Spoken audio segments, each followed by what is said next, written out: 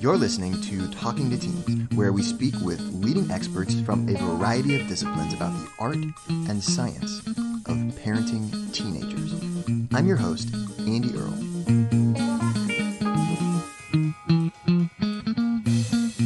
We're here today with Michael Gurian, who is the author of well over 20 different books on adolescents, young adults, males, females, all kinds of topics relating to growing up and becoming an adult. We're here today to talk about two of his books that I have read, Saving Our Sons, A New Path for Raising Healthy and Resilient Boys, as well as his latest novel, The Stone Boys, which deals with some really important topics related to boys growing up and dealing with trauma. In addition to being a New York Times best-selling author, Michael is also the founder of the Gurian Institute, and he is a marriage and family counselor in private practice, as well as a researcher who studies this stuff every day. If you have a teen who seems really moody or angry and you're having trouble connecting, this is the episode for you. We're going to talk about what might be going on, how to approach your teenager about the issue, what to say, and ultimately what you can do. Really excited to talk about all of that and more. Michael, thank you so much for taking the time to come on the show today. So I read a couple of your books, Saving Our Sons and The Stone Boys.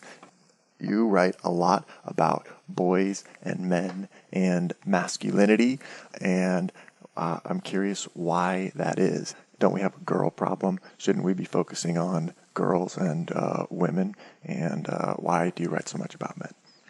Yeah, well, it's of course we should focus on both and all. And I have written a number of books on girls, and I have two daughters, and so sometimes people joke with me when I'm giving talks or speeches. They'll make a joking introduction, which is, okay, this is a talk on boys, but Michael Gurian has no boys. What does he know? And it's a worthy joke. I mean, I have two wonderful daughters. They're 30 and 27.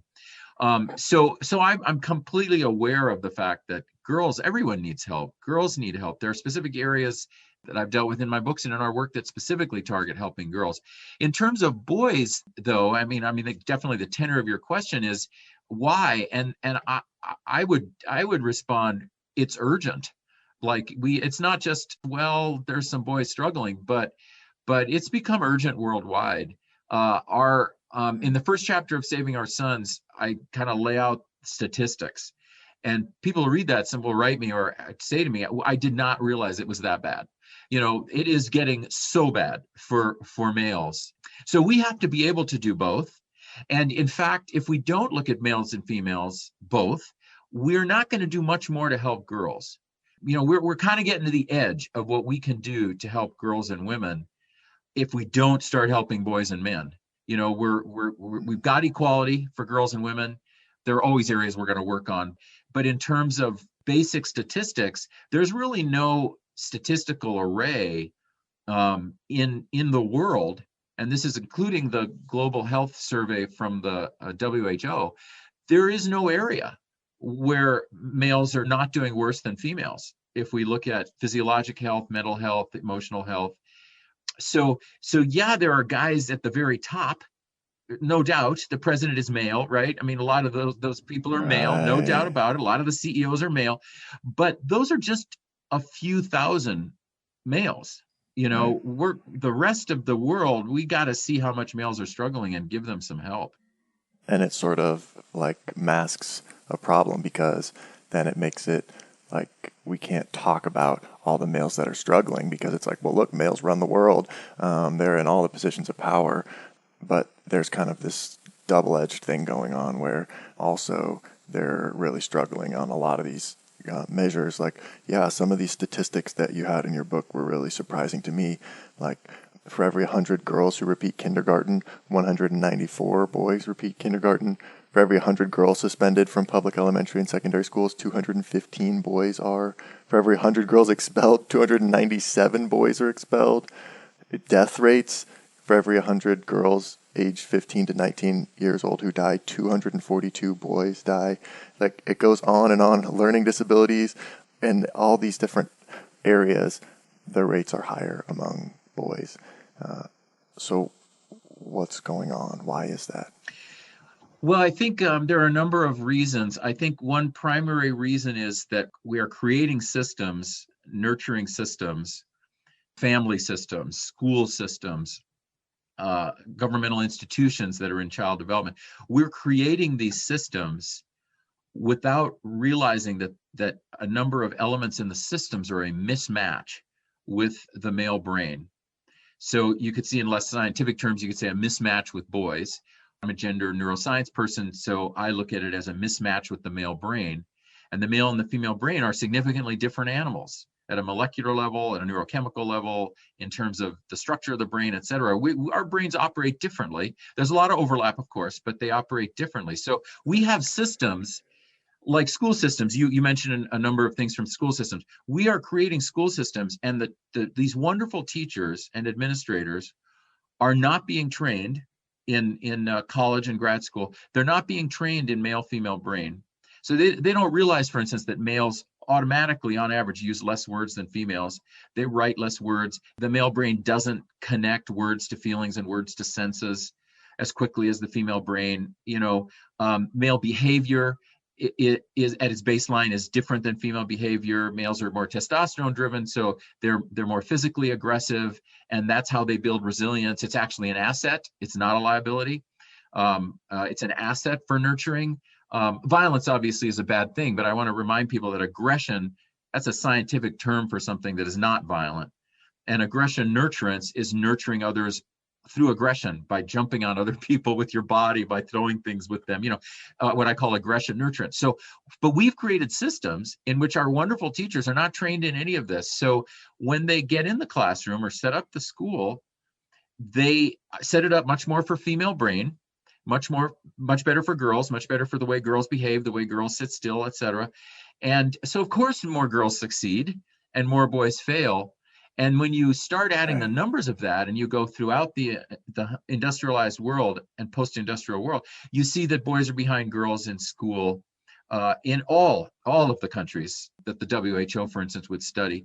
And why? Well, it's just, my gosh, you look at the systems, and the systems are not set up for these guys. So some guys can adapt fine, but you've got, our pilot research at University of Missouri, Kansas City, we found in classrooms of 25 that you would have 1 to 2 girls who were having difficulties, but you had 5 to 7 boys. So, that's 3 times the amount. And then you start adding that up into the millions. And, you look at prison, you look at suicide, male imprisonment, male suicide, and all those things in Saving Our Sons. And that's part of why we're there, because our systems don't understand what boys need. And it's not just schools. I mean, our family systems, the father has been pushed out, or he's pulled out, or however you want to look at that politically. These boys need dads, and they need male role models. Their bodies and brains need them. If they don't get those male role models, they will not succeed as well. And we've, created family systems in which the dad is kind of displaced. So we're creating systems that don't understand what males need. And every generation that we do that, we'll lose millions and millions of more males.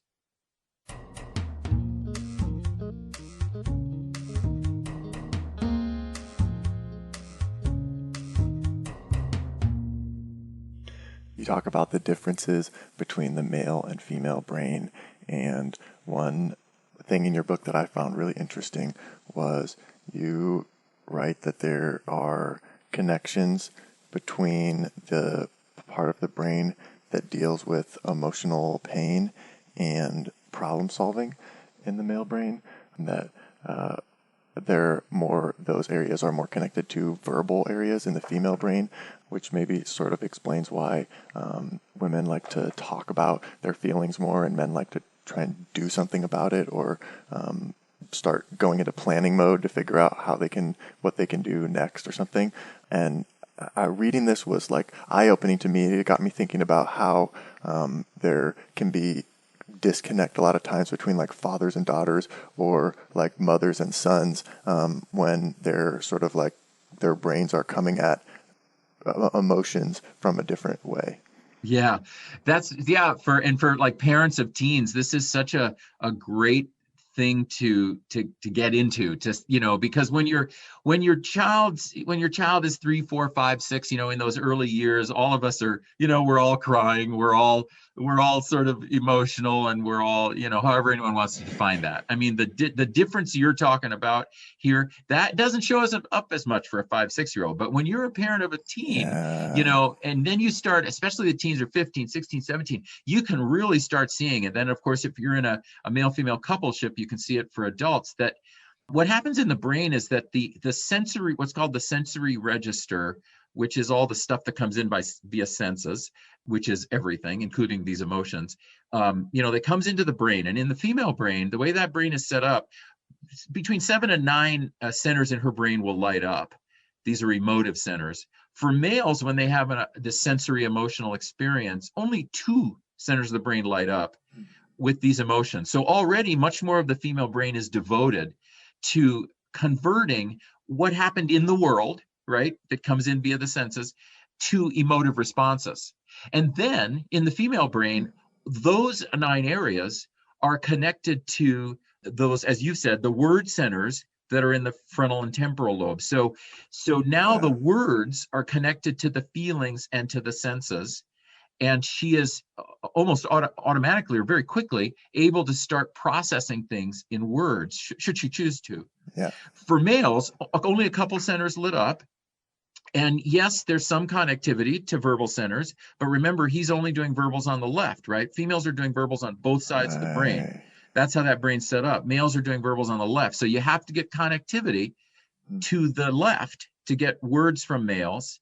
And then also, in the male brain, it's much more automatic for the signaling to go to that center of the brain you just described. We call it a problem-solving center of the brain, the temporal parietal junction, which is, people maybe can't see me, but I'm pointing to sort of the top of my brain. And that junction is a problem-solving. So males will tend to move the signaling much more quickly to that problem-solving. So you have right there 2 or 3 reasons that the male and the female brain experience their emotions somewhat differently. Now, that doesn't mean there isn't overlap. There always is. Females problem solve, males can become very emotional. So absolutely. Yeah. But we're studying baselines, right? When we're doing science, we're looking at 1 million or 2 million or 5 million or 10 million people. And that's a different baseline. So we have to always be teaching our young males, okay, you got to don't problem solve yet. You got to listen to her. Listen now, listen for 5 minutes. Don't problem solve yet, But then on the other hand, it's actually not a bad thing that he problem solves as long as the timing is right, And so moms of teen males are always having to try to train these teen males.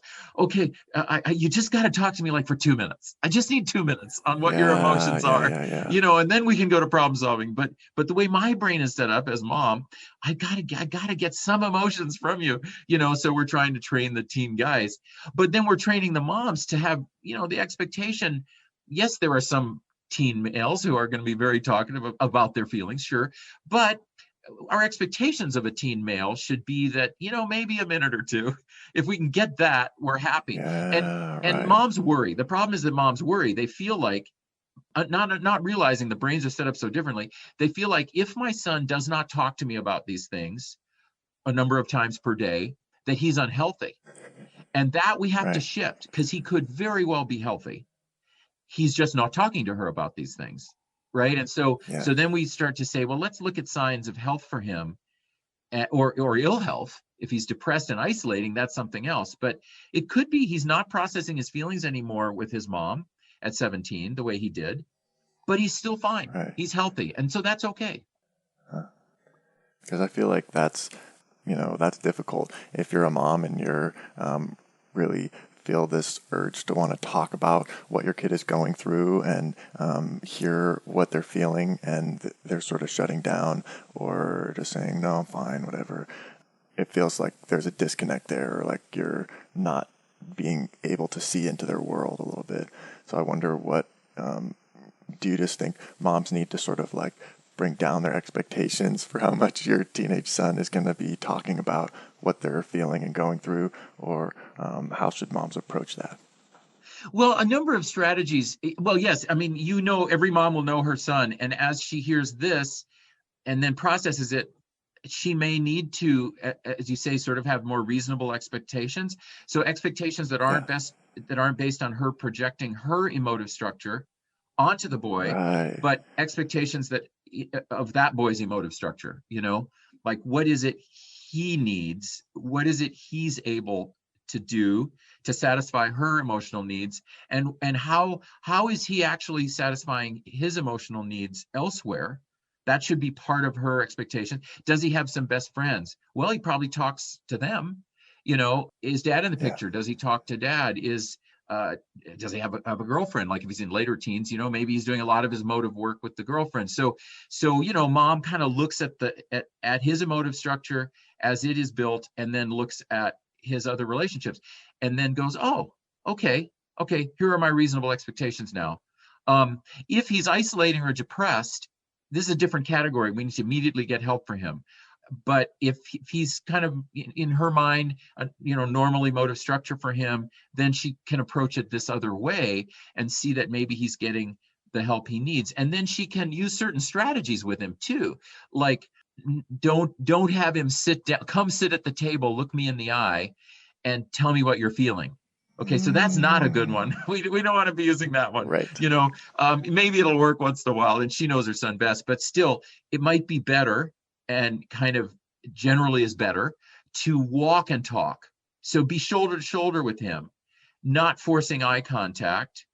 Because remember, with a male, when we force eye contact, it triggers a number of things in the brain, testosterone, vasopressin. It does some triggering that we don't want. It puts his brain under more stress. What we actually want is for his brain to open up. So sit down and look at me in the eye could be completely wrong.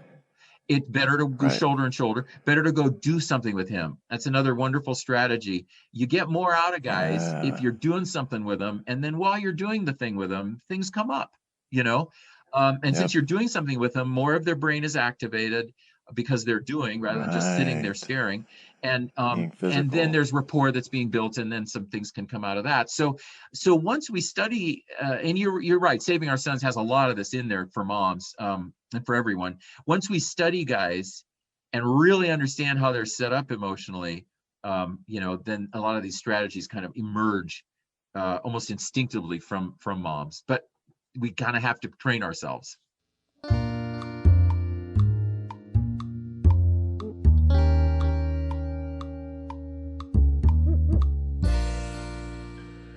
So I noticed in your novel, The Stone Boys, there were some of these themes going on.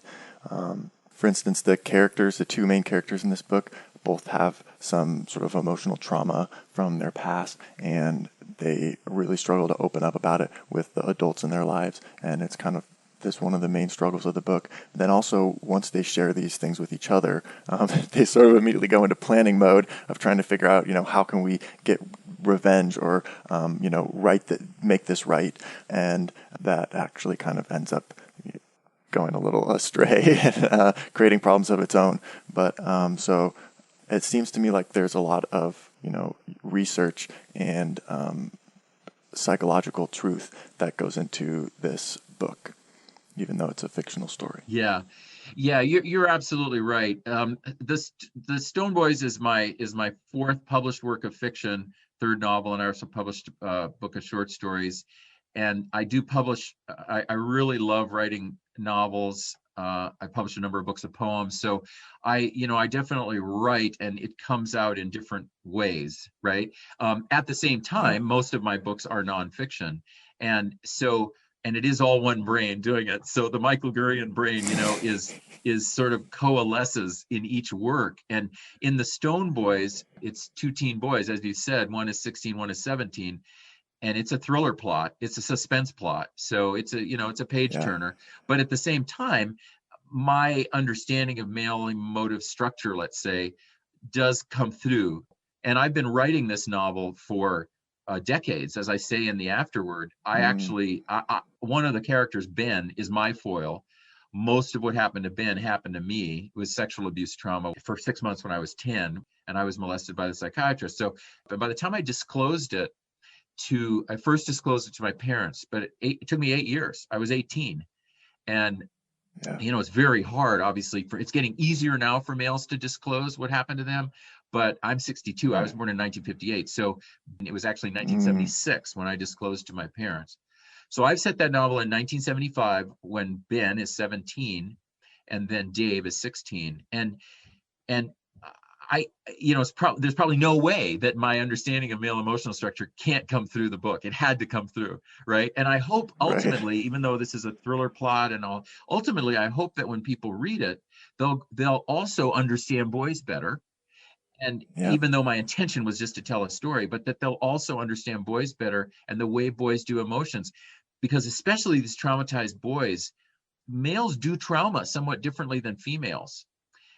Yes, we're all human. We all experience trauma, but males, we do, as you've hinted at, we go more toward planning, we go more toward problem solving. If we even unrepress it, what we'll tend to do is just completely repress it. Right. We'll completely Yeah, we compartmentalize want it. to think about it. Yeah, Yeah. we just Right. compartmentalize it. We're What's for not going dinner? to deal with it. It didn't happen, and then of course it Yeah. leaks out, and it leaks out in our becoming perhaps violent, or our becoming unable to attach, unable to have a family. I mean, it'll leak out. And so these are two boys Yeah. who are trying actually to work with their trauma. But it's Yeah. 1975. They don't have the language for that. They just disclose it to each other finally after they become best friends. And then, as you said, once they disclose it to each other, they start doing some things that create even more of the thriller plot. And then there's Yeah. as you've hinted at, there's the whole subplot, which is massive, of them trying to talk to adults about it. Ben with both his mother and father, Dave with his mother and father, and the parents having different thresholds for their ability to understand or read their kids' signals, and every parent does have a different threshold for that. So I hope it's authentically written, and I think it is a page turner. So I hope people will read it, and especially if you have teen boys, I think you'll get a lot out of it. Even though there are a couple scenes in it, obviously, that are violent, but I think parents would get a lot out of it. So what about teenagers? Do you think this is something that we should get for teen boys to read? Yeah, I think teen boys or girls, any teens can read it, but I think they have to be 14 and older. So I suggest it as a high school read. I Yeah. actually do know of 2 middle schools where they had their 8th graders read it. Wow. And so far, no problems. But Right. I kind of see it as 14 and up, because there are a couple of those scenes in it that are sexually violent, and of course it is about sexual abuse, so it's not like you have to do something there. Yeah. I don't think it's overdone, but there are these 2 scenes, one of bullying, which is completely realistic. I'm a therapist, and I've had clients who went through pretty much that exact same thing. So it is realistic, but it is bullying, it is violence. And then when they recreate back to the sexual abuse that they experienced, there's a couple scenes of that are powerful. So that's why I think people are safe if it's 14 up, because you can really talk to a 14-year-old about this stuff. If it's a 10 or 11-year-old, I think the sexual stuff too confusing. Yeah.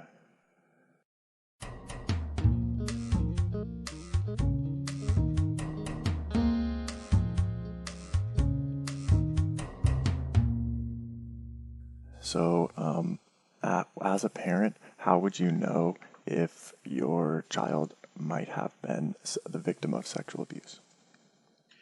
Well, with any trauma, there's first the trauma markers. Maybe the child is isolating, the child has become depressed, and this could be for all sexes, both sexes, all genders. Isolation and depression could be genetic or congenital or something, could be adolescent onset, but also could be connected to trauma, and not even just sexual abuse trauma, but could be significant bullying trauma. So first, that's one of the first things parents ought to look at: isolation from others, hiding in a room, has no friends, only relating through video games, etc., and the computer. And then we can pretty much assume that, therefore, if the if it's a boy who's, mid-teens or later, he's probably doing a lot of porn. Everything is through the computer. So that's still a form of isolation. Yeah. I would watch for that. In terms of sexual abuse trauma, and then to finish that thought, all the signs of trauma, and anyone can Google anywhere, or you can find them in my books. They're more than depression. You can see other things. But then getting to sexual abuse trauma, a child who has been sexually abused might sexualize early. You might notice that this child is walking around naked at 10 or 11 and calling attention, wanting people to look. You know what I mean? Anything like that seems like there's nothing wrong with nudity. I mean, nudity is it's just your body, but we're talking about like where it gets a bit sexualized. Also, early use of porn, overuse of porn could be related, maybe not, because porn is now available and we have a lot of porn addiction, but could be related to sexual abuse trauma. So watching that, and every parent, until their child leaves the home or becomes independent, every parent should know the kid's passwords. I mean, we have this myth that, the child's 13, we gave them a smartphone, they have privacy. You have privacy when you go to the bathroom, okay, right? I mean, there's certain things you have privacy for, but your computer and your smartphone, they're still part of this family, and parents need to not give that up, because they need to find a way in to figure out where this child is going, what sites, etc., especially if they're seeing depression or isolation or early sexualization or any of these things, because this teen now, who was probably traumatized earlier through sexual abuse, is now probably searching out ways to reflect, to mirror, and even in a way to process his sexual abuse trauma, but he's going to be doing it in areas that can be dangerous. So that's another piece of advice that I constantly give parents. Always know what sites your child is visiting. So then, what would you do if you notice some of these signs or think maybe my kid went through something traumatic? I would bring it up to the child, and it's especially helpful to have whoever right now in the child's life has the most rapport. Like, I'll just pick, let's say, a 15-year-old. Sometimes that 15-year-old has more rapport with mom right now than with dad, or more rapport with dad than mom, or two moms or two dads, more rapport with someone, right? I mean, however that constellation is set up, that person may need to bring it up. And then it can certainly help. It can help if someone in the system, and this may not be the parent, this may be a grandparent, it certainly could be a counselor, could be a coach. If someone in the system, this sort of multifamily system that wraps around this child, has experienced sexual abuse, okay, then that person bringing it up can help, because sometimes boys need to hear the story. They're not accessing as much verbally as we think quite often, and they need someone to tell them their story, right? And then they can identify with that story and go, oh, okay, well, and as the people are bringing it up, whoever has rapport, whoever can do it, and obviously going to get counseling fast. If we identify, we want to get help from professionals fast. So there are certain ways in which males experience sexual abuse that this person who's experienced it will know how to talk that language, or the professional, and even the parents. I hope parents, when they read the book, obviously I hope they won't just read it because they have a son who may have been sexually abused. I think it's just a good novel, but about boys. Yeah. But if they suspect something, I hope it can help them have language. And if that boy is 14 or older, I would give that book to the boy and then set up a time to talk with understanding, by saying, I experienced this, or, I didn't experience it, but I get how confusing it is, so that rapport is built where the male is, where that boy is. We're here with Michael Gurian talking about what can cause anger, depression, anxiety, and stress in boys, and what parents can do about it. And we're not done yet. Here's a look at what's coming up in the second half of the show. So environmental neurotoxins are something I'm begging every parent to look at. When males get depressed, we tend to withdraw or fight or flight. We tend to increase our withdrawal, which is more depression and hiding and isolating. And we can also tend to become violent when we're depressed. So lower testosterone, which is a result of these neurotoxins, especially the estrogen mimickers, that's actually creating more violence. And we just, the way our popular culture processes it is, we don't understand that. But that is how the science works. 10 to 20% maybe of our teens, we don't know exactly, are using too much porn, and it's becoming toxic to them. And so ways in which it becomes neurotoxic is it affects the way dopamine works in the brain. And so they're going to have difficulty later in life being married or being coupled, and sustaining that coupleship, committing and sustaining to it. And so we still use marriage for that. So I'll say marriage, but you could mean whatever one wants there. Their ideas of what a female is, and I'm going to assume heterosexual now, their ideas of what a female is, of that body, of what that body should do, of how that body should satisfy them. I mean, all of that stuff gets mixed up. And that's the thing that we have to fight against as a country. We can't forgive bad behavior, but we have to fight this concept that males are basically either defective or they're bad people. Want to hear the full interview? Sign up for a subscription today. You get unlimited access to all the interviews I've conducted. It's completely affordable, and your subscription helps support the work we do here at Talking to Teens. Thanks for listening. I'll see you next time.